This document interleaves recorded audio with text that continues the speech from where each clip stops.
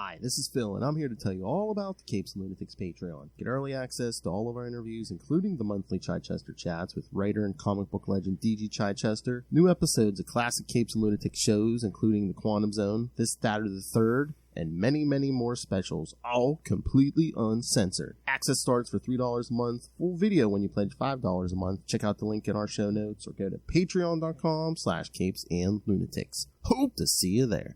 This is Brian Edward Hill, and you're listening to the Capes and Lunatics podcast.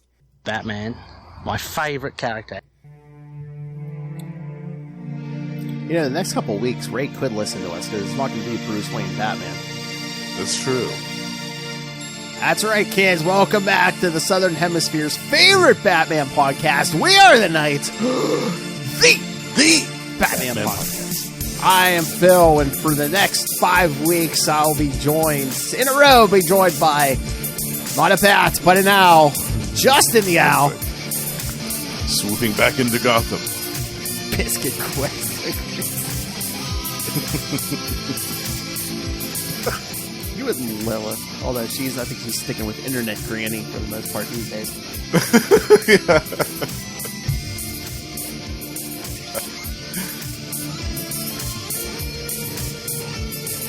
Yeah, well, Internet Granny, giving that candy to young boys.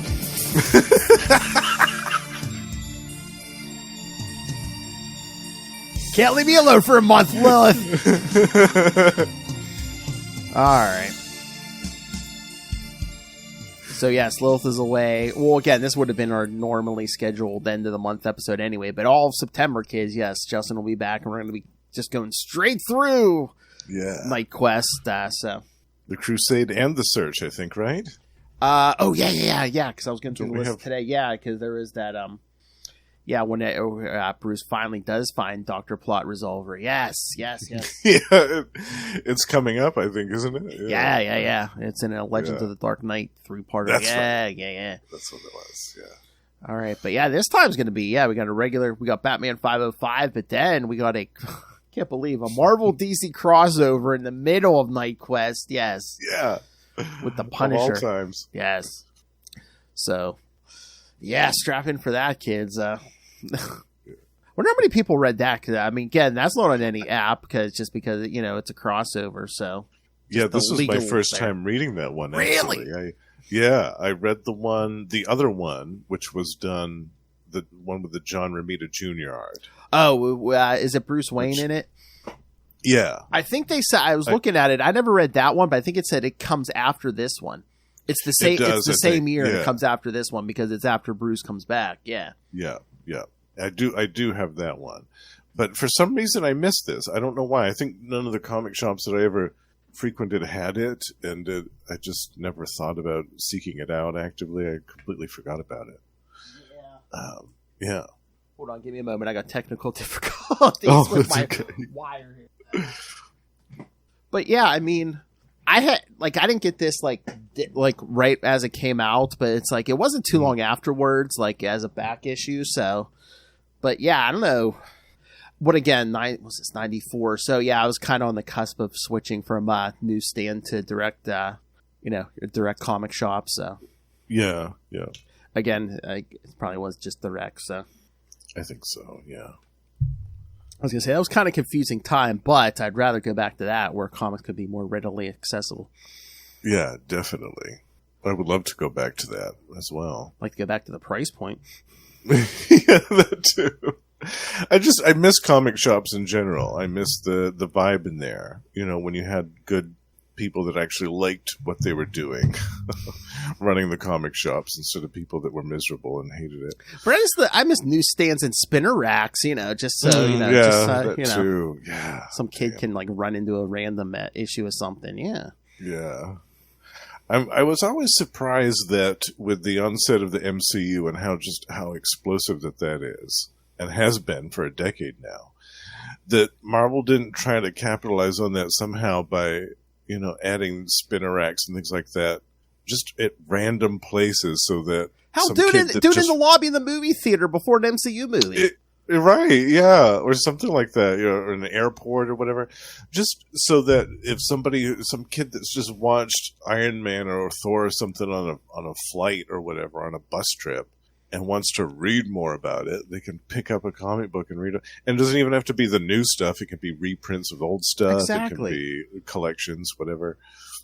Yeah, I was always surprised by that. I thought that was a missed opportunity by Marvel, that they could have kind of put some type of spinner racks or some comic pods or something in strategic places so that people could read, people that were new to comics and maybe a little bit intimidated about all the lore behind them, could do a little bit of sampling and realize that comic books aren't that bad after all. Exactly. Or it's like you make me sit through 20 trailers before a movie. How about a commercial for like, oh, go check out your local comic shop if you like this movie. Exactly, yeah. Yes, read about all their adventures in print. Exactly. See where it all started. All right. Well, speaking of a man who's never been in a live-action movie, Jean-Paul Valley. Yet. Yes, yet. It may still happen. All right. I think we should start with Batman 505 because I'm pretty sure that takes place. Because if you look at the armor in the Batman Punisher, I think this takes place a little past where we're at right now. So yeah, he had added a little bit to the face mask. I think it takes place after what we're going to do next week, the Shadow of the Bat 25, because I think that's when he upgrades that armor. Oh, after the conflict with the Corrosive Man. Yes. I think you're right. Yes. Yep. All right. So, yeah, we'll start with Batman 505. All right, kids. We're gonna bring another villain in here who Jean Paul's gonna be obsessed with for the next couple months. Yeah. All right, Batman 505 from March 1994. Bloodkin, writer Doug Mensch, penciler Mike Manley, who we were just talking about on Marvel Tales. Inker Bob Wycheck, colorist Adrian Roy, letterer Ken Brezenek, and editors Dennis O'Neil and Jordan B. Gorfinkel. Batman, yeah, you know who, is investigating a series Asbats. Batman, my favorite character. I'm sorry, wait a minute, that was too low. Batman, all right, my favorite character. There we go. There we go. Just in case someone missed it, you people in the back missed that. There you go. Yeah. Batman is investigating a series of family murders. He then sees a vision of Saint Dumbass and Azrael, his father, telling him he has failed his father's legacy by taking up the mantle of the Bat. Saint Dumbass says that Jean-Paul was meant to be the savior of the city, not a ruthless assassin meant for destruction. It's the 90s, I don't know. Azrael fails to believe in it, causing Saint Dumbass to stab him with his blade, killing him. Before fading away, Azrael tells Jean-Paul to carry his legacy on. As the police arrive, they notice Batman swinging away from the house. Well, it's better than watching him freak out over nothing. At a courtyard, Abattoir breaks the bones of his ancestors and sucks on the pieces. Ooh. Yeah. That's gross. I mean, we can make a sucking bone joke, but somebody was trying to sneak it in. Too obvious. Suck, suck. Jean-Paul investigates on the computer files on the murdered family, which revealed their relationship to Abattoir, who is known for his obsession in feasting on his ancestors' souls and intends on killing his existing relatives, in which his next victim would be his cousin's son, Graham Etchison. Yes, feast on their souls. Yeah, he kind of feasts on their bodies, too, you know? Yeah, he feasts on everything. Pretty much. Yeah. Batman drives the Batmobile to locate Etchison before Abattoir does. Meanwhile, Graham Etchison is announced the guest of honor at the Wayne Foundation Hall, and in which he gives his thanks to the audience for their donations being funded for a camping trip for a dozen orphan kids that he will be supervising. The next evening, Graham and a group of kids come to locate their bus for the camping trip. While the driver is walking to his bus, Abattoir sneaks up on him, killing him and disguising himself as the driver. The kids and Graham get on the bus and notice their usual bus driver is not driving them. Abattoir takes out a gun and points it towards Graham, saying his intentions are to kill him along with the kids. Just getting greedy now. While Batman drives next to the bus, he jumps off and lands on the bus roof. He grabs Abattoir out of the driver's seat and forcing Etchison to take the wheel. Batman and Abattoir fight on the roof. Abattoir recovers and uses a blade to pierce Batman's cape. But before he finishes them off, the bus loses control and skids over a cliff. Batman kicks Abattoir, causing the killer to fall onto a passing train and carrying him away. Noticing that the bus is going to fall, Batman chooses to save the kids and Etchison rather than chasing after Abattoir. Knowing that he made the right decision to save the bus's occupants, Batman tells Etchison that he will call the police as Abattoir still remains at large, before returning to the Batcave with plans to improve his cape and making it more than just the defense. All right, so there's a lot going on here. Yes, a lot happened in this issue, didn't it? Yeah, hallucinations. Yeah. But yeah, and like one of the big overall themes is like basically, you know, after the whole Catwoman debacle and everything else, Jean Paul's basically like, yeah, detective work's usually bored him, but maybe some of Bruce Wayne's ways should be followed, you know, because he does learn some stuff from Abattoir, doing some detective work by checking out the family crypt and stuff. Right. You know, he picks up the piece of the bone that Abattoir had been chewing on, and he notices the bite marks and all that stuff. And yeah, so he's learning from his mistakes. You can see that he's learning from his mistakes and his defeats, his failures. But just the fact that in the very beginning of this issue, he has this crazy hallucination with his dad and Saint Dumbass killing each other. Like, it's absolutely bonkers. He's in this house screaming. Yeah. With to himself, by himself, he's screaming at the top of his lungs with all these cop cars outside. I remember reading that at first thinking, oh man, this is, yeah. Yeah, if you didn't know he was off the rails before, yeah, now you know he's off the rails. Yeah. I mean, and to be honest, I probably, in that situation, I probably would be too. Watching like my father, like, turn into a skeleton before my eyes, like, while I'm trying to investigate this horrifically awful murder scene at the same time. But I mean, just having another hallucination, and this time, you know, battling hallucinations. Yeah. And I think, was this the first time that we had seen, before it had just been Saint Dumbass, but we had never seen his father appear before, had we? I think this might be the first time we see the father, maybe, yeah. But I don't think it's the last. I think that we see both of them. Oh, yeah. I mean, multiple times again. When we get to the final part with Abattoir, I think, you know, they're basically the angel and the devil arguing on his shoulder, yeah. Yeah. So this is big. This is a big development in this issue. Oh, yeah. Again, I think it's basically his subconscious and like that programming he went through, arguing, duking it out. It's like, you know, the system basically screaming at him, "What are you doing? You weren't meant to be Batman. You know, you were programmed to be, you know, the orders of, you know, assassin, and the avenging angel." Yeah. Yes. Right. And then the father, "Please, you're my son. You must finish my battle. Avenge me." Yeah. So he's got all of this stuff going on in his head, while he's trying to figure out this murder at the same time. Yes, he's having this big ass hallucination in the middle of a murder scene where there's like 5 dead bodies. Yeah, and a bunch of cops just outside. Yeah, Abattoir is a great villain. Like, I think the fact that his big deal is eating like anybody that's been related to him, because his big thing about is, it's right here in the text, even though I have taken their flesh, drunk their blood, fed on their wisdom, their strength, their power, it is still not enough. To absorb their souls and become them all, I must break the bones of the past and suck the marrow of cursed ancestry. I mean, that's great Doug Mensch script right there. Yeah. And like Abattoir, he's such a crazy villain. Yeah, and he hadn't shown up like a lot before this. I think there was like 2 random issues of Detective, which I think it was Marv Wolfman. Was it? Oh, I think so, because it was like 625 and 628.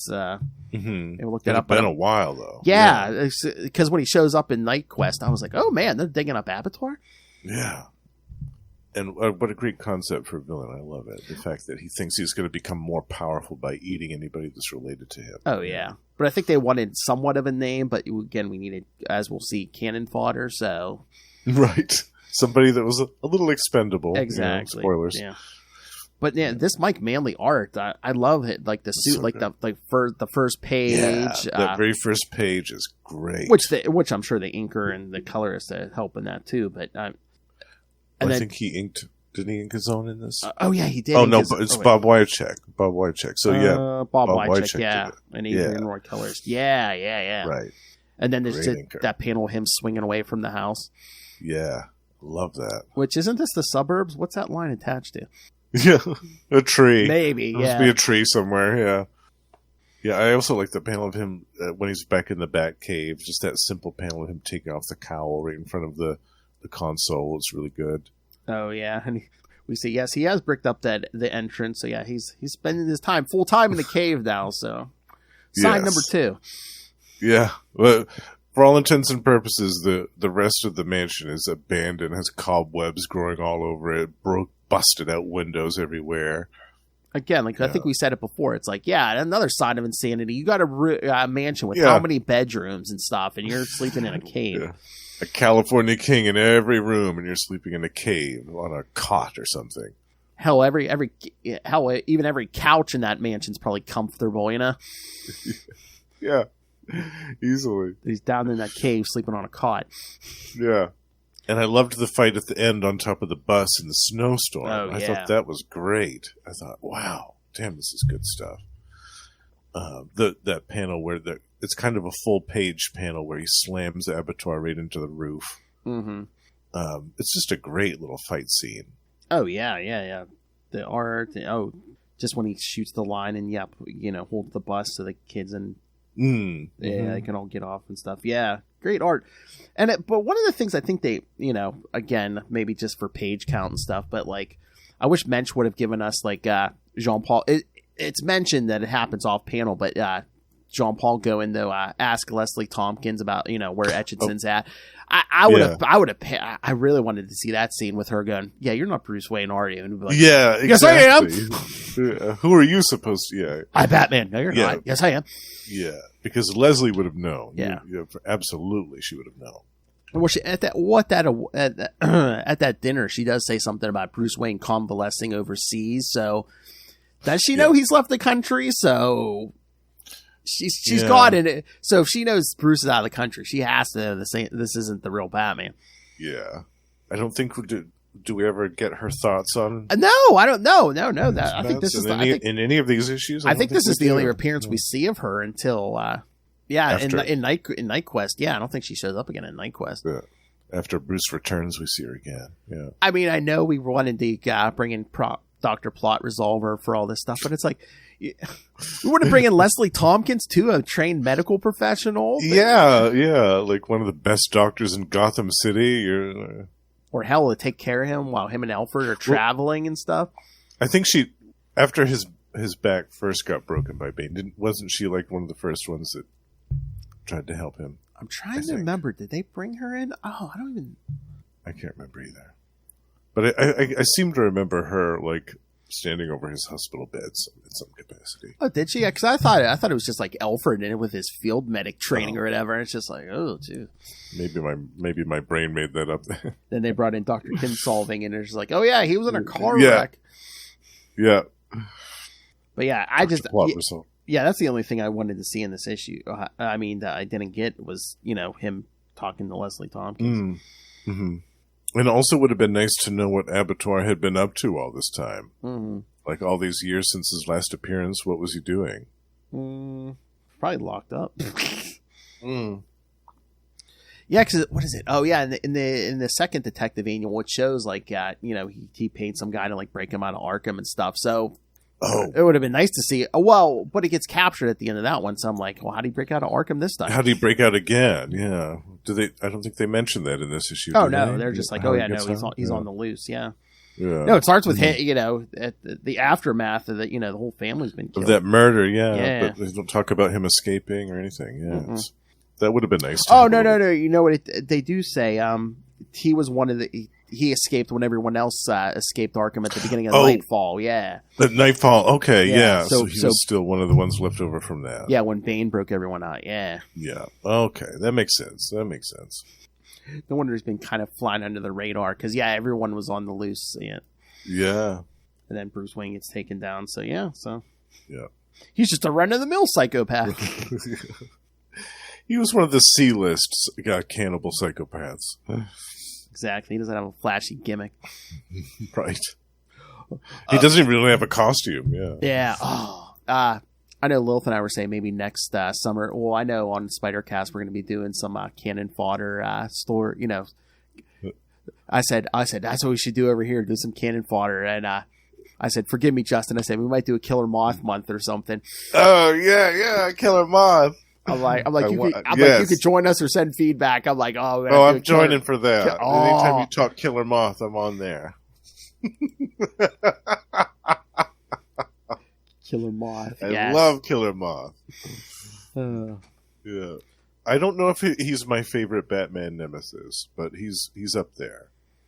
He's up there. is he like your favorite out of the ones that aren't like A-list? Yes. Yeah, definitely. He's no Joker, but Although I do love Anarchy. It's tough. oh yeah, Anarchy's good too. Yeah. Anarchy's one of my favorites. It's tough. Oh yeah, I have a special place for Anarchy because I started collecting around Detective 600, so it was a few months later. Yeah, Anarchy started. Yep. And then there was that fantastic miniseries. Oh yeah. Where he met Darkseid. Oh god, I love it. So good.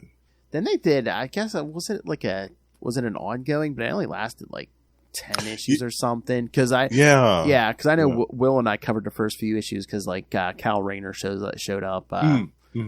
Yeah, and Anarchy discovered a Green Lantern ring. Yeah. So yeah, it's too bad that didn't take off. I was hoping that it was going to. And then they like kind of retconned it where it's like his biological father was like the Joker.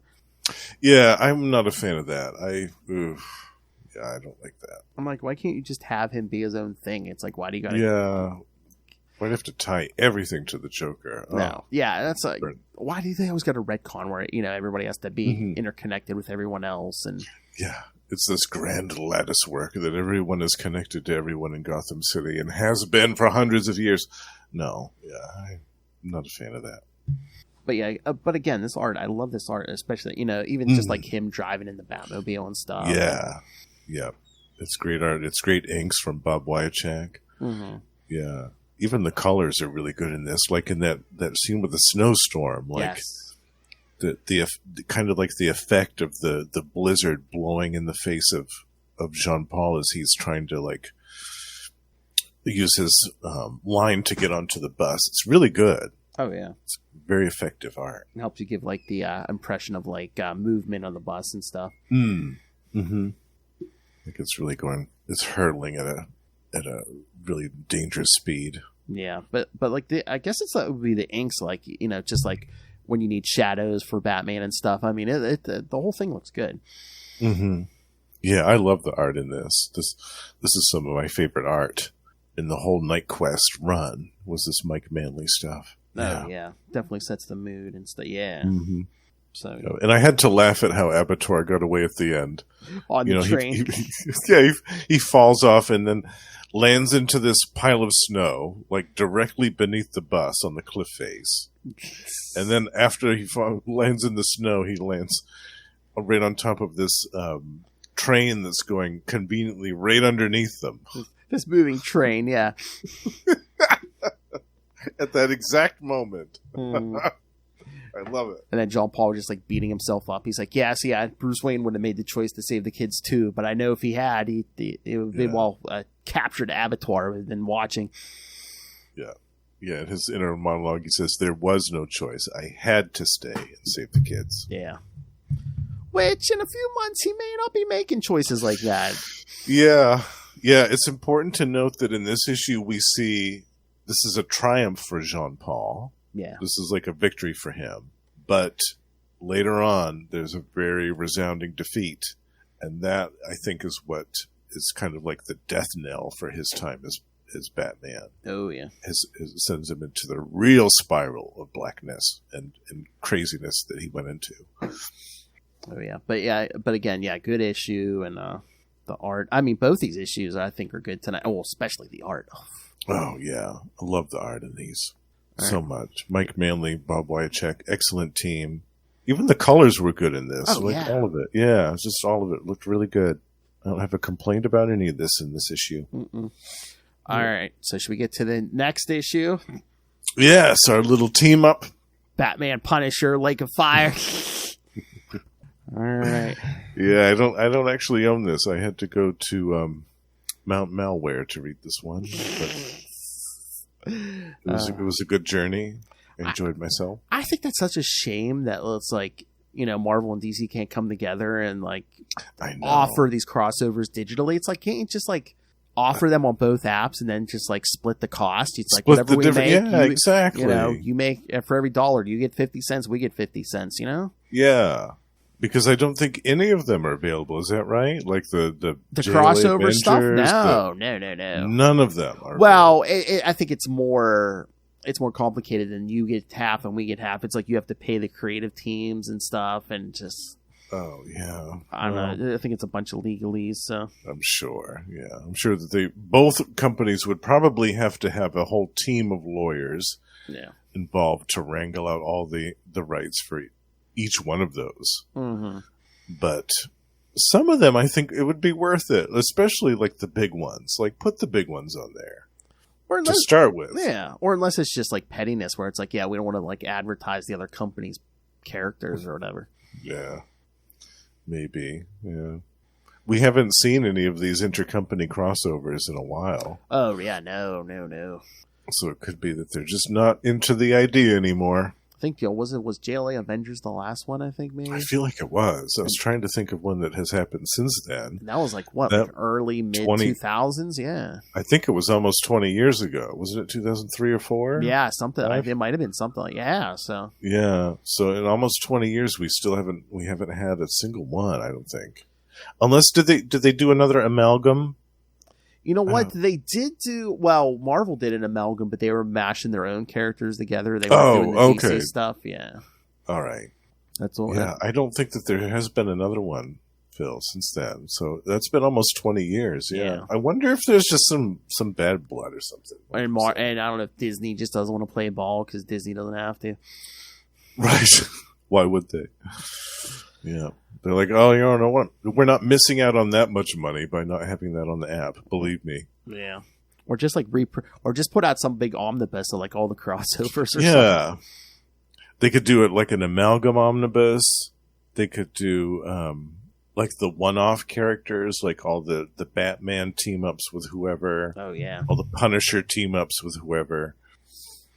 I mean, because... And again, we talked to him. There were 2 Batman Daredevil crossovers. D.G. Chichester did write one of them, and we talked to him about that. So something like that. Put a collection out of those. Yeah. Those would sell absolutely if you reprinted those in physical format. Those would absolutely sell. I believe that. Oh yeah. All right. And again, I don't know why they don't do more crossovers, because didn't that Marvel vs. DC in the 90s sell like a ton of issues? It really did. Yeah. It was very well received, if I remember right. It was well received by fans and everybody else. But again, I just don't think either companies wants their guys to lose the other company's characters. Yeah, I'm sure. That's why everyone's like, oh, they're going to do crossover movies. No, they're not. Maybe someday in the future, once we start reaching the point where some of these characters are in public domain, we might see like some type of people dipping their toes in the water that way. But I don't think that in our lifetimes. But who's going to let their characters go to Captain public? American Superman movie. Oh. Right? Yeah, but it's or a Spider-Man and Batman movie. I don't think we're ever going to see that. Well, but those movies are such big business now. It's just, I don't know. Are they ever going to let those characters go to public domain? Oh, well, yeah. Superman, Batman, Spider-Man. Fight tooth and nail. Yeah. And probably the estates as well of Jerry Siegel and Bob Kane, all those folks. Bill Finger. I think that they probably all have some stakes in it. Yeah. To prevent that from getting too crazy and too out of hand, and making it so that not just anybody can write a Superman story, or nobody, not just any person on the planet can write a Batman story and get it published. Oh yeah, I'm sure there's some type of thing in there, but which I don't even hold against the families of the creators and stuff, because I mean they had to fight tooth and nail for their share for how many years, decades. Absolutely, yeah, I agree. I agree completely with that. I mean, you don't want just anybody. Yeah, you don't want just anybody making a Superman or Batman story. I mean, I think didn't Bill Finger's family or his estate just get what they would do like within the last 5 or 10 years? Yes, it was very recent. That was a mess. I know. My gosh, what an absolute mess that was. All right, yeah. All right, let's get it's Batman and Punisher. Batman Punisher: Lake of Fire. August 1994. Writer Dennis O'Neil, so he's doing it himself. Penciler, one of my favorite 90s Superman pencilers, Barry Kitson. Yes. I mean, he did a bunch of other stuff, but you say Barry Kitson, the first thing I think of is that 90s Superman stuff. Mm-hmm. Mm-hmm. Inker James Pascoe, colorist Matt Hollingsworth, and letterer Ken Brzezinek. And it's not saying anything about an editor, so I wonder if Denny edited himself. Maybe. What I got the issue right here. Yeah, it doesn't say, so I don't know. No. I mean, Denny could easily probably Denny did it himself. Yeah. All right. In a dream, Batman, Jean-Paul Valley, was in hell being judged by Saint Damas. Valley suddenly woke up and believed that he may have dreamt that due to exchanging his Order of Saint Damas robes for the Batsuit, Valley got into his Batsuit and decided to search for Cass Rimmer, who was suspected of stealing a formula for rocket fuel from the Pentagon by the FBI. By searching for Rimmer's associate, Tony Bresci. Bresci. Haha. Tough Tony, wasn't that the one Bane was pushing around after he broke Bruce's back? He's like, that's what Jean Paul first puts on, like the regular bat suit, and just has like the gloves and stuff. The claws, yeah. And Brett, I remember because Tough Tony's like, he's got my kids, man. He's got my kids, man. And Jean Paul's just like, don't worry about your kids. He's like, I'm gonna rip your eyeballs out with this glove. He's got the claws right in his face. Meanwhile, the Punisher had arrived in Gotham City and searched for Jigsaw. The Punisher entered a bar where it's not a joke, kids. The Punisher entered a bar where he got into a fight with several individuals, defeating them all but one. Frank held the last bar patron at gunpoint, questioning him of Jigsaw's whereabouts, eventually being told that the gangster would be at St. Luger's Church in downtown Gotham. Meanwhile, at the Coachman building, Russo and Rimmer were watching tapes of the Punisher and discussing how everything went according to plan and that there would be a trap waiting for the Punisher at the church. The Punisher arrived at the church and upon entrance encountered a woman who appeared to be a nun. The woman splashed Frank with what appeared to be holy water when in fact it was a drug that disoriented him. Next, the woman started a fire within the church in an attempt to kill Frank. Frank attempted to make his way out but got lost and collapsed. Suddenly, Batman arrives, crashing into the window and recovering Frank's body, rushing out. Immediately, Batman and the Punisher recognize each other, and the two agree, well, after a little disagreement, agree to form an alliance in order to take down Russo and Bresci and recover the rocket fuel formula. However, Batman pointed out that he would begin to hunt down the Punisher after the criminals are defeated. Later, Batman and Punisher drove to the Minsk Baths where the gunslinger suspected former KGB agents who could be potential buyers of the rocket fuel formula could be based. When Frank and Batman arrive at the building, the guards refuse to let them in, so the duo beat them up. Shock. Next, the two search the building for the potential buyers, with Frank triggering a fight. I thought they're fighting a bunch of Russians. It's just in towels.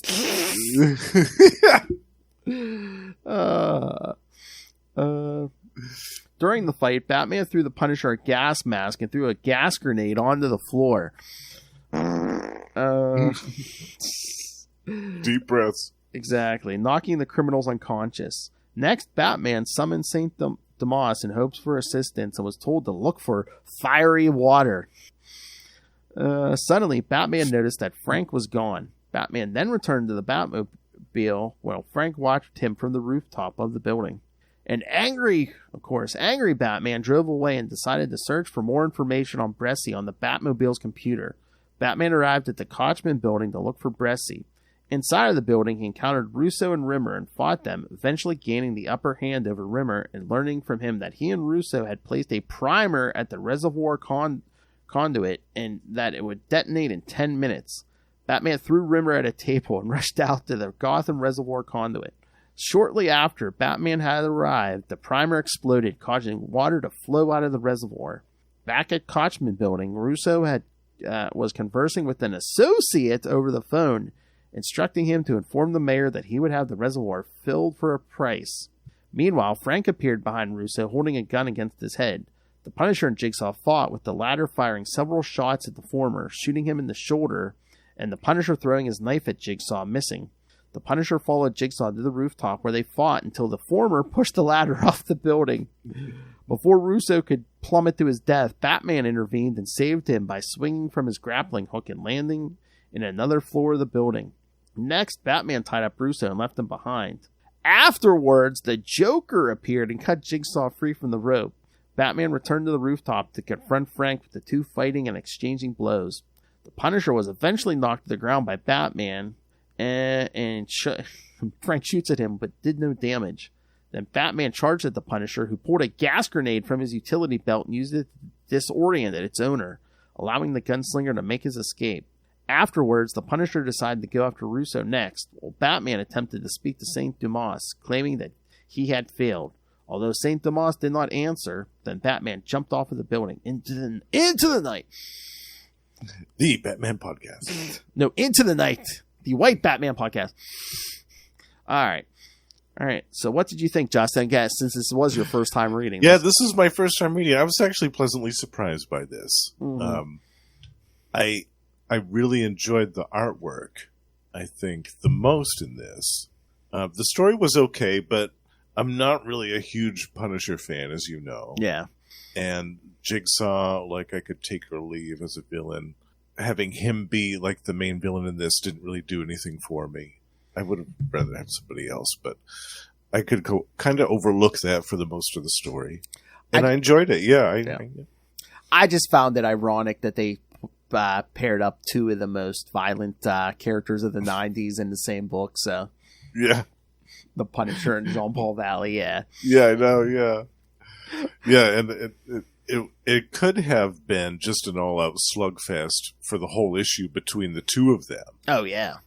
You know, and it could have been an all-out war between the two of them for just the entire duration of the issue. And I'm glad that it wasn't, because that would have been boring.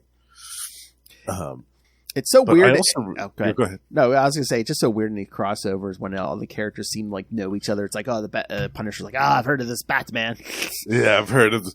And this is the first time that we've ever heard Frank Castle talk about Gotham City. Mm. Like, there's not many places that's worse than New York City, but Gotham City is one of those. It's like, oh, really? Cool. Yeah, that was kind of funny. Some of the dialogue with, like, the inner monologue stuff was kind of interesting. Mm-hmm. Oh yeah, yeah.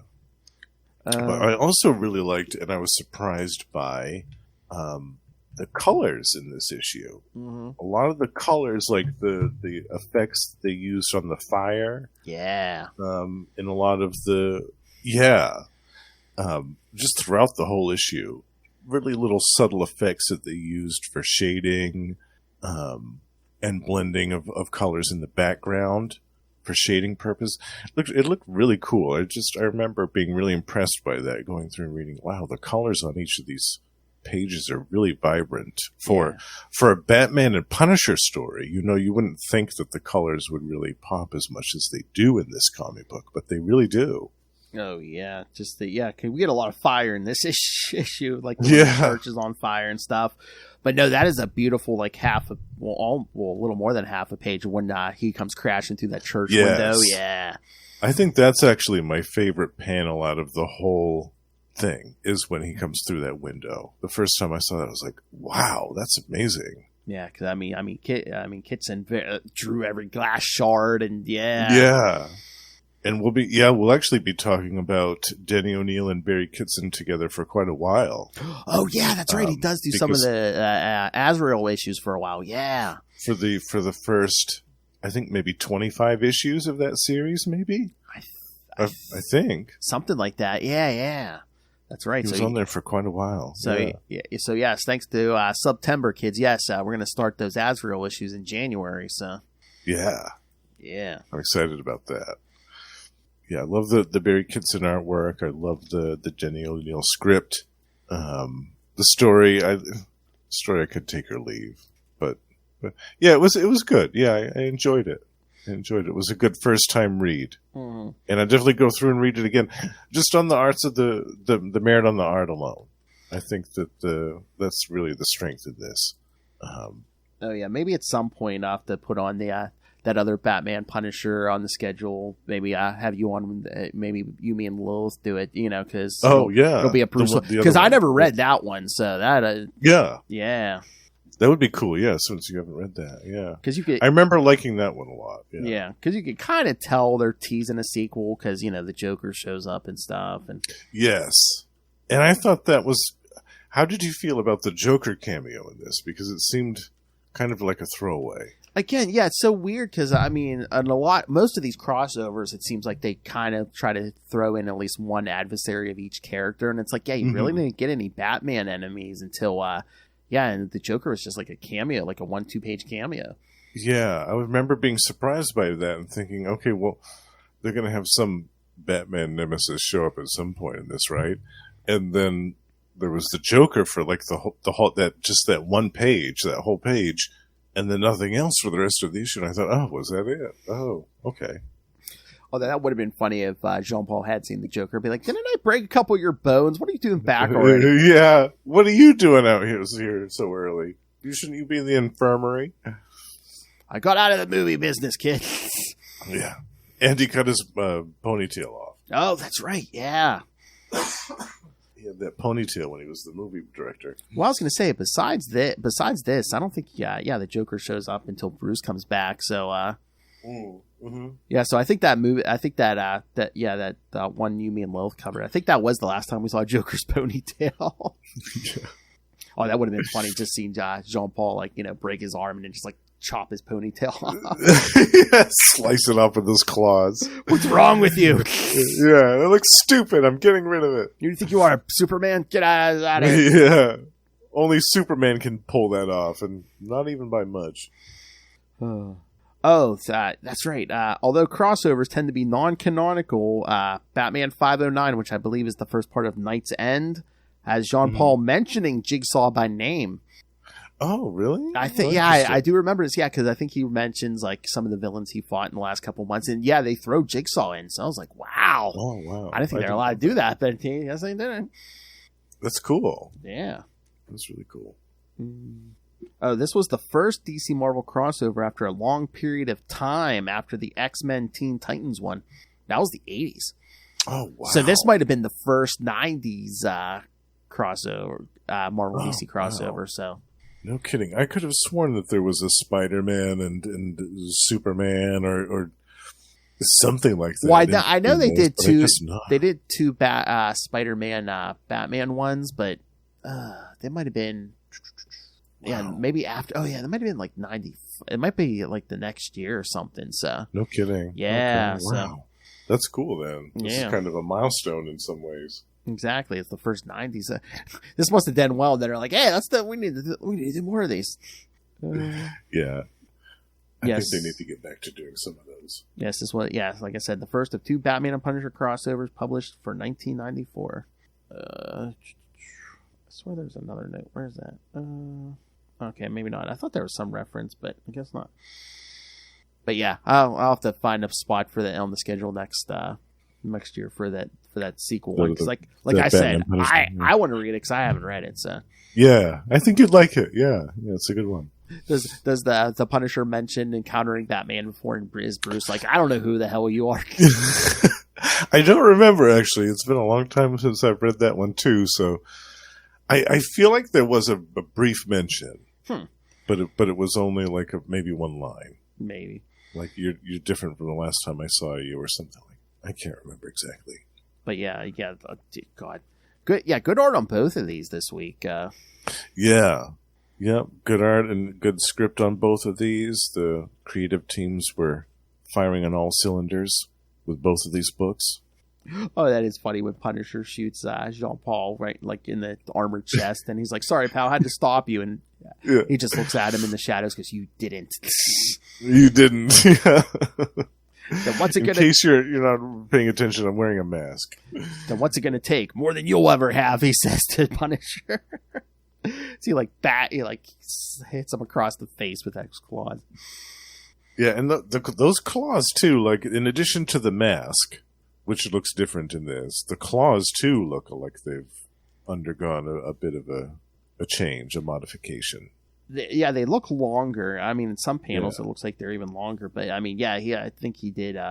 Maybe it's just Kitson's art, but I think he has increased the size of those claws too. Yeah, considerably. Yeah. I mean, as we'll get to in the next 2 weeks, because yes, he is upgrading the armor. So again, he was starting to draw plans in Batman at the end of Batman 505. But yeah, I know definitely by the end of Shadow of the Bat 25 next week, he does.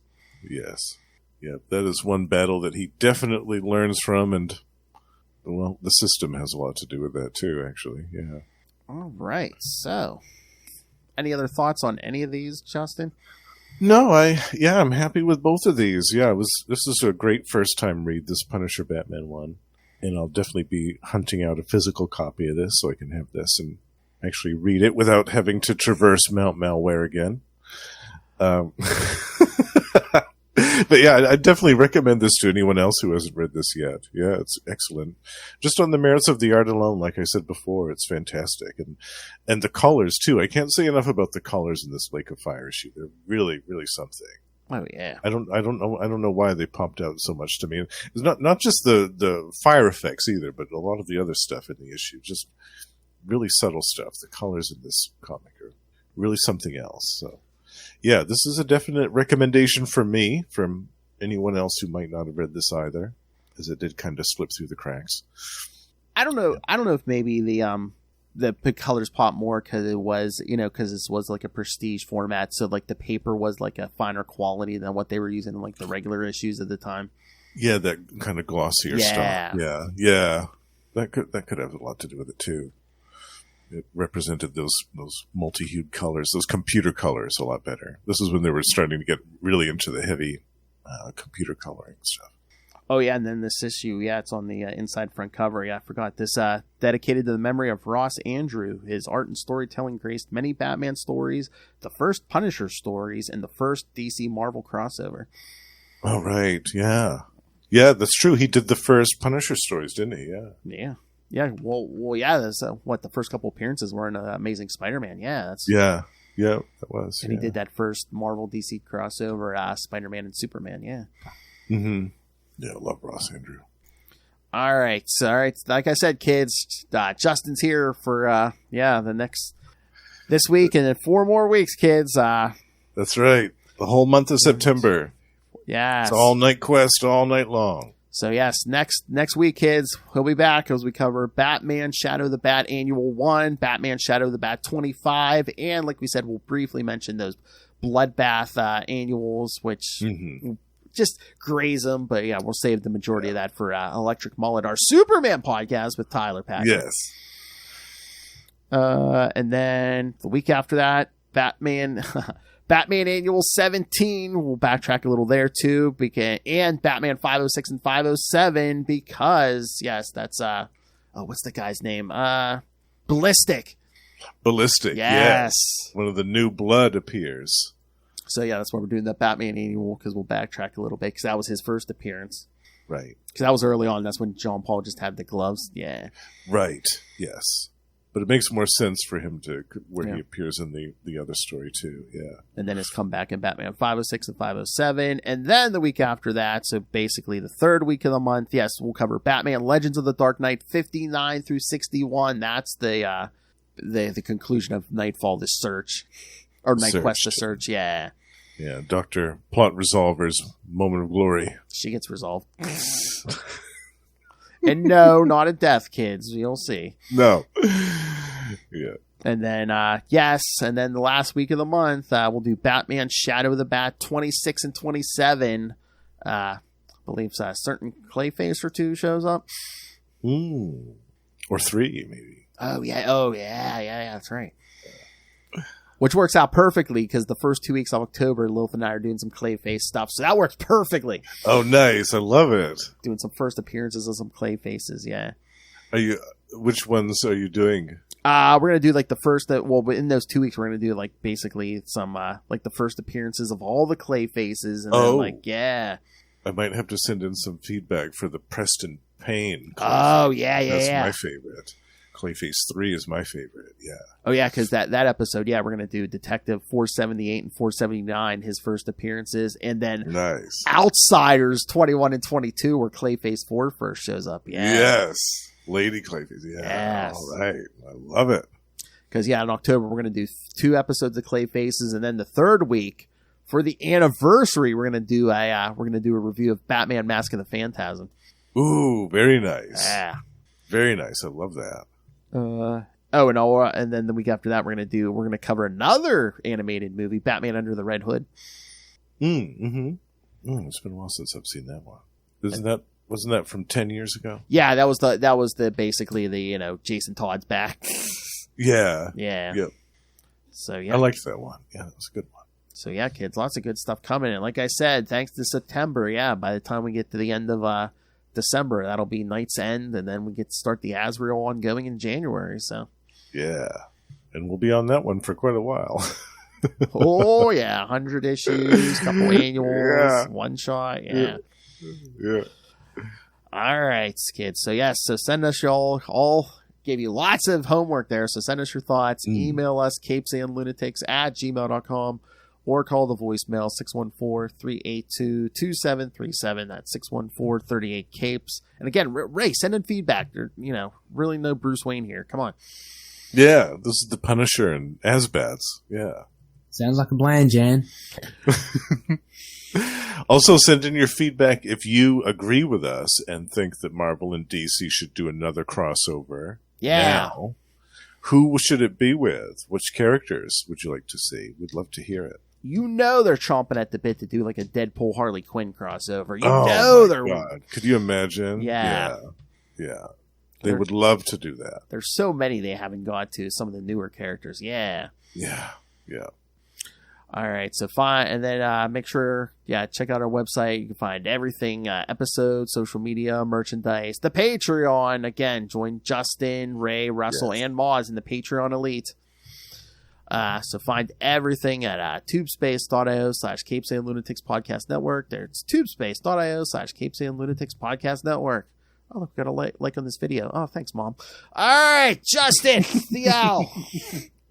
Again, you're gonna be seeing a lot. Again, this man does a lot of podcasting, but you're gonna be seeing a lot of him in September here. I mean, again, he's gonna be doing twice as much. Doing every Batman episode in September. We're gonna be doing twice the Marvel Tales in September.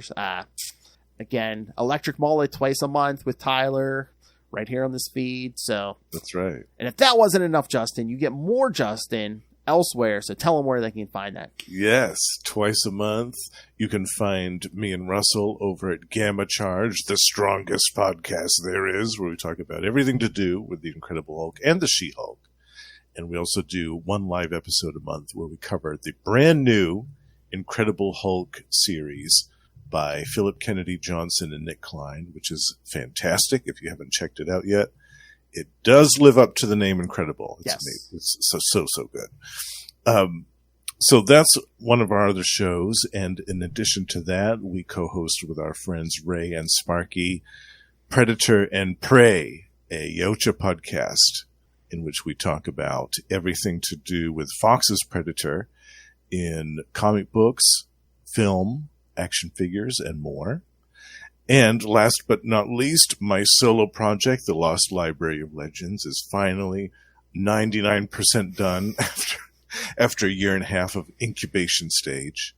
And hopefully it will be worth the long wait for everybody that's been listening and patiently awaiting it after all this time. tap, tap, tapping my way downtown. Giant-sized man thing. Biscuit Quest. Ah, nice. My favorite biscuit. All right. Gun to your head, Justin. Who you taking home on a Saturday night? John Paul Valley or Frank Castle? John Paul Valley. Okay, yeah. I figured blonde biscuit. The Yeah. blonde wins out every time. Yeah. My favorite biscuit.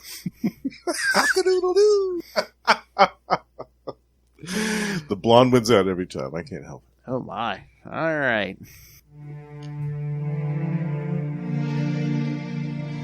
I know this is man doing the Lord's work. But half the time I don't even realize Lilith is gone. All right, so yeah, kids, come back. 1 week, Justin will be back. We talked Batman Shadow of the Bat Annual 1 and Batman Shadow of the Bat 25. It's time to meet Joe Public. Oh, yeah. Nice painted cover on that 25, too. Oh, it's so good. I still want a poster of that for my wall. I swear they had a poster. It might have been an advertisement or something, but I swear they had a poster of that. I could remember seeing it somewhere, in some comic shop or somewhere. Yeah, I want that. I'm going to eBay that. I was going to say, sometimes you'll find those on eBay, yeah. Yeah. I'm going to start looking for that. All right, kids, come back next time. Remember, Justin will be back. But until then, join us same bat time. Same bat channel. Where the night? The Batman Podcast. And again, watch out for that fiery water. Especially you, Lilith, on your vacation.